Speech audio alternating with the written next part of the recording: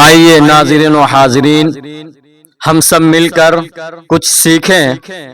ہمارے ذہن میں ایک سوال ہے، وہ سوال ہم سبوں کے لیے سمجھنا اور سیکھنا نہایت ہی ضروری ہے، اس لیے کہ اکثر و بیشتر دیکھا جاتا ہے اس چیز کو ہم ادا کر رہے ہیں مگر طریقے سے ہٹ کر، جانکاری نہیں، نالج نہیں۔ ہم اسی سوال کو ہم اپنے حضرت مولانا مفتی محمد ثناء اللہ صاحب ثانی سے درخواست کرتے ہیں کہ ہم سب کو کچھ بتائیں قرآن و حدیث کی روشنی میں، جس سے ہم سبوں کی زندگی کے لیے آسانی ہو جائے، تاکہ ہم سب اپنی زندگی کو خوشگوار زندگی گزار سکیں۔ میرا سوال ہے کہ نماز جنازہ میں اگر کنی حضرات کی تکبیر چھوٹ جائے تو کیا وہ نماز چاروں تکبیر بول کر پڑھیں گے یا امام جہاں سے پڑھا رہا وہیں سے شامل ہو جائے؟ اس کو ذرا خلاصہ کر دیں۔ نحمدہ ونصلی علی رسولہ الکریم، اما بعد۔ بڑی خوشی ہوئی، آپ لوگوں نے بڑی محبتوں سے نوازا ہے۔ نماز جنازہ میں اکثر یہ دیکھا جاتا ہے کہ کچھ حضرات پیچھے رہ جاتے ہیں جن کی تکبیریں چھوٹ جاتی ہیں، مثلا 1 2 3 تکبیریں چھوٹ گئی، فوت ہو گئی، تو ان تکبیروں کو کیسے ادا کرنا ہے؟ اولاً بات یہ ہے کہ اگر اتنا ٹائم ہو کہ جنازہ نہ اٹھنے پائے، ہوتا ہے کیا کہ جیسے ہی امام صاحب سلام پھیرتے ہیں لوگ جنازے کی طرف بڑھتے ہیں، میت کی طرف بڑھتے ہیں اور اس کو اٹھا لیتے ہیں۔ اگر ٹائم مل جائے تو جتنی تکبیریں چھوٹی ہیں، 2 تکبیریں چھوٹی ہیں، تو پہلی تکبیر ادا کریں اور ثنا پڑھیں، دوسری تکبیر ادا کریں اور درود شریف پڑھیں، تیسری تکبیر ادا کریں اور دعا پڑھیں۔ لیکن اگر اس بات کا خدشہ اور اندیشہ ہے کہ میت جنازہ اٹھا لیا جائے گا سامنے سے، تو آپ بغیر کچھ پڑھے ہی جلدی جلدی میں عجلت کے ساتھ اللہ اکبر اللہ اکبر اللہ اکبر، جتنی تکبیریں آپ کی چھٹی ہیں وہ تمام کو بغیر کچھ پڑھے ہوئے ادا کر لیں۔ اس سے انشاءاللہ آپ کی نماز ہو جائے گی۔ لوگوں کو علم نہیں ہوتا کہ تکبیریں چھوٹ گئی ہیں تو کیسے ادا کرنا ہے۔ بہت سے مواقع پر ایسے یہ معاملہ پیش آتا ہے، دیکھنے کو ملتا ہے کہ تکبیریں چھوٹ جاتی ہیں لیکن وہ امام کے ساتھ ہی سلام پھیر دیتے ہیں، علم نہ ہونے کی وجہ سے۔ 2 باتیں بتلائیے۔ اول بات یہ ہے کہ جنازہ سامنے ہو اور ٹائم ملے آپ کو تو تکبیروں کے ساتھ دعا، درود شریف، ثنا سب پڑھیے۔ اور ٹائم نہیں ہے، لوگ لپک پڑے ہیں، صفیں ٹوٹ گئی ہیں، تو جلدی جلدی آپ صرف تکبیر پڑھ لیجئے، آپ کی نماز جنازہ ادا ہو جائے گی۔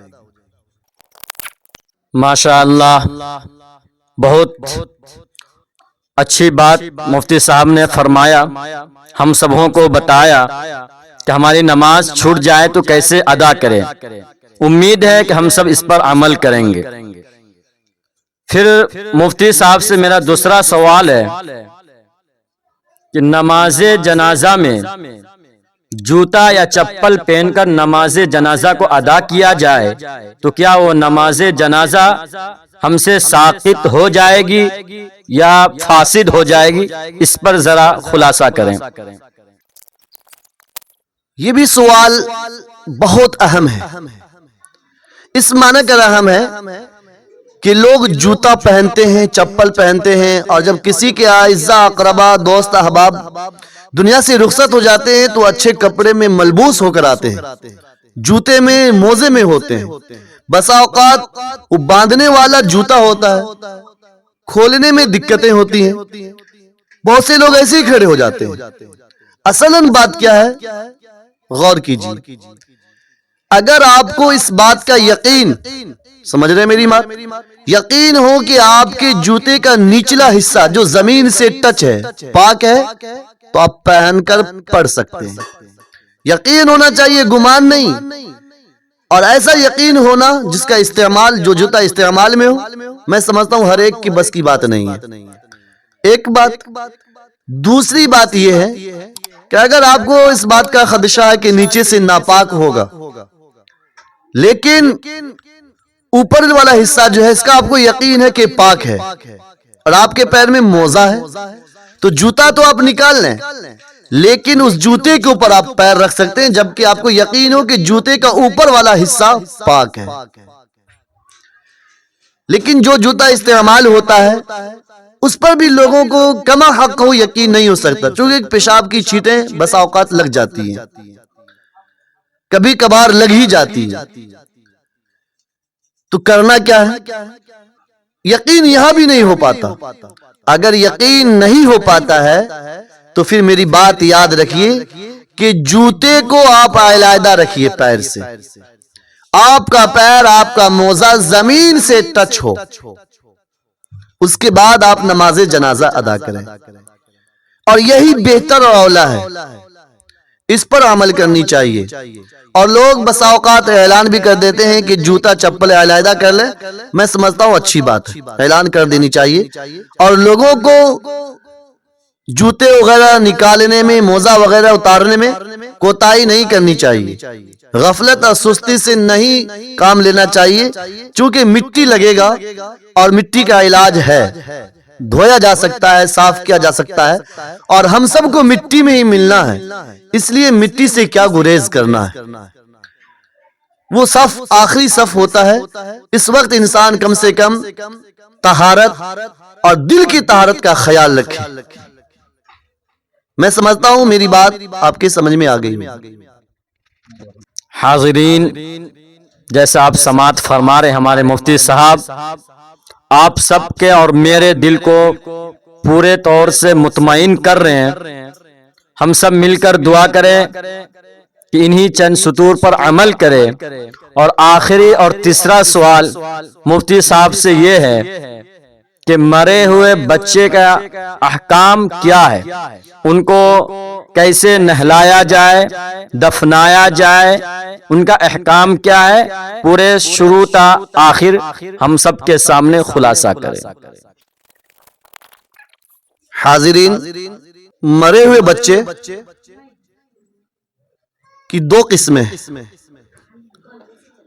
ایک تو جو پیٹ سے ہی مردہ پیدا ہوا، بالکل جان نہیں ہے، اس کے احکام، اور ایک وہ ہے کہ زندہ پیدا ہوا لیکن وہ پھر اس دار فانی میں نہیں رہا، اجلت کے ساتھ الوداع کہہ گیا۔ دو باتیں بہت موٹی موٹی آپ کو بتلا کر میں اپنی بات ختم کر دوں گا انشاءاللہ، کہ جو بچے مرے ہوئے ہیں، پیدا ہوئے ہیں، ان کو نہ ان کے کان میں اذان دی جائے گی، نہ ان کو غسل دیا جائے گا، نہ ان کو کفن دیا جائے گا، کچھ نہیں، اس کو ایسے ہی کسی کپڑے میں لپیٹ کر دفن کر دیا جائے گا۔ ہاں، وہ بچے جس کی سانسیں چل رہی تھی، دائی وغیرہ، نرس وغیرہ جو ہاسپٹل وغیرہ میں رہتی ہیں، وہ اس بات کا اقرار کر لیتی ہیں کہ بچہ زندہ پیدا ہوا تھا، رویا نہیں لیکن سانسیں اس کی چل رہی تھی، بالکل آخری وقت میں دنیا میں آیا ہے، تو اس کی بات کی تصدیق کر لینی چاہیے۔ اور پھر اس بچے کے ساتھ وہ سب کچھ ہوگا جو زندہ کے انتقال کرنے پر ہوتا ہے، مرنے پر ہوتا ہے۔ اس کے کان میں اذان تو نہیں دی جائے گی، لیکن اس کو نہلایا بھی جائے گا، سنت کے مطابق اس کو کفن بھی دیا جائے گا، اور اس کی نماز جنازہ بھی ادا کی جائے گی، اور اس کا علیحدہ قبر بھی کھودا جائے گا۔ پورا جو ایک طریقہ ہے، جو اسلامی قانون ہے، اسلامی تعلیمات ہے، اس تعلیمات کے مطابق اس بچے کو دفن کیا جائے گا۔ جو بچہ مردہ پیدا ہوا تھا، اس کو نہ سنت کے کفن دیے جائیں گے، نہ اس کو نہلایا جائے گا، اور نہ اس کی قبر کھودی جائے گی جو قبر کی ایک شکل ہے، بس ایسے ہی ایک گڑھا کھود کر اس کو دفن کر دیا جائے گا۔ اللہ تبارک و تعالی ہم سبوں کو اسلامی تعلیمات حاصل کرنے کی توفیق عطا فرمائے اور حتی الوسع اس پر عمل کرنے کی توفیق عطا فرمائے۔